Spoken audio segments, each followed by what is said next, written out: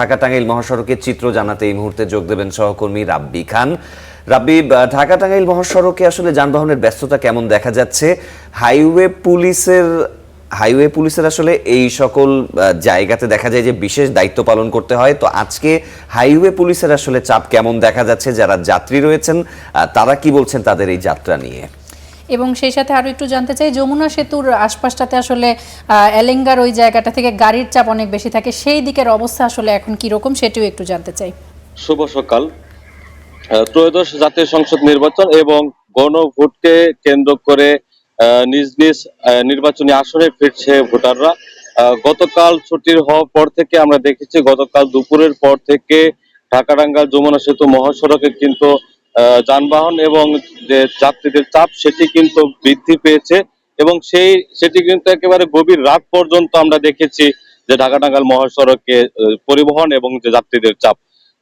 কিন্তু আজকে সকাল থেকে কিন্তু দেখছি যে উত্তরবঙ্গগামী যে লেনটি রয়েছে সেই লেনে স্বাভাবিকের মতো কিন্তু চলছে। তবে আমরা দেখেছি যে ঢাকাগামী যে লেনটি রয়েছে সেই লেনটিতে কিন্তু যে ফাঁকা যে পরিবহনগুলো সেগুলো কিন্তু ঢাকায় ফিরছেন।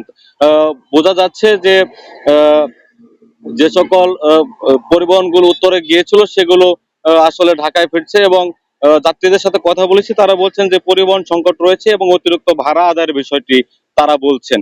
এছাড়া মহাসড়কটিতে নির্বিঘ্নে যাতে উত্তরের মানুষ ঘরে ফিরতে পারে সেজন্য আইন শৃঙ্খলা বাহিনীর পক্ষ থেকে এবং হাইওয়ে পুলিশের পক্ষ থেকে কিন্তু তারা সেটি নজরদারি করছেন এবং কোথাও যাতে যানজট না লাগে সেদিকেও তারা লক্ষ্য করছেন। আরেকটি বিষয় জানিয়ে রাখি, সাসেক 2 প্রকল্পের যে কাজটি চলমান রয়েছে এলাঙ্গাতে, সেটি চলমান থাকার কারণে কিন্তু গতকাল 4-5 কিলোমিটার এলাকা জুড়ে তীব্র যানজট এবং থেমে থেমে যানজটের সৃষ্টি হয়েছে, সেইটি আমরা আসলে দেখেছি। তবে সকাল থেকে যে মহাসড়কের যে পরিস্থিতি সেটি স্বাভাবিক রয়েছে এমনটি আমরা দেখতে পেয়েছি। জানিয়ে রাখি, ঢাকা টাঙ্গাইল মহাসড়কটি হয়ে উত্তরের 23টি জেলার মানুষ কিন্তু চলাচল করে থাকে। বিশেষ করে ঈদ মৌসুমে কিন্তু এই মহাসড়কটি আসলে একটি ভোগান্তির কারণ হয়। তবে আমরা সেই চিত্রটি গতকাল দেখেছি এবং মধ্যরাত পর্যন্ত আমরা দেখেছি যে মহাসড়কটিতে যে সকল ভোটাররা আসলে যাচ্ছেন তারা কিন্তু যে ঈদের যে একটা আনন্দ সেই উৎসবটি কিন্তু আমরা আসলে দেখতে পেয়েছি। আসলে বিগত অনেক বছর পর কিন্তু নির্বাচন হচ্ছে এবং উৎসব মুখর নির্বাচন হবে, সেই আমেজটি অংশ নিতে মূলত ভোটাররা তাদের যে নির্বাচনী আসনগুলো রয়েছে সেখানে ফিরছেন। এই ছিল ঢাকা টাঙ্গাইল মহাসড়ক থেকে আমার কাছে সর্বশেষ। রাব্বি, আপনাকে ধন্যবাদ।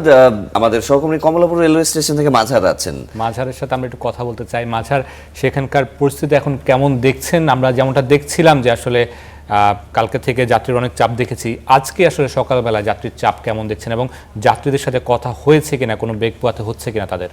এবং সেই সাথে একটু জানতে চাই, এরকম সময়গুলোতে আসলে ট্রেনের শিডিউল বিপর্যয়ের একটা খবর জানতে পারা যায়, সেরকম কোনো খবরাখবর বা যাত্রীদের পক্ষ থেকে সেরকম কোনো কমপ্লেইন রয়েছে কিনা? আমি একটু জানতে চাই যে অনলাইনে আসলে টিকিট কেটে অনেকে ট্রেনের যাত্রা করেন, তো এই বিশেষ নির্বাচন উপলক্ষে অনলাইন টিকিটের ক্ষেত্রে কি কোনো ধরনের ব্যবস্থা যাত্রীদেরকে দেওয়া হয়েছে কি?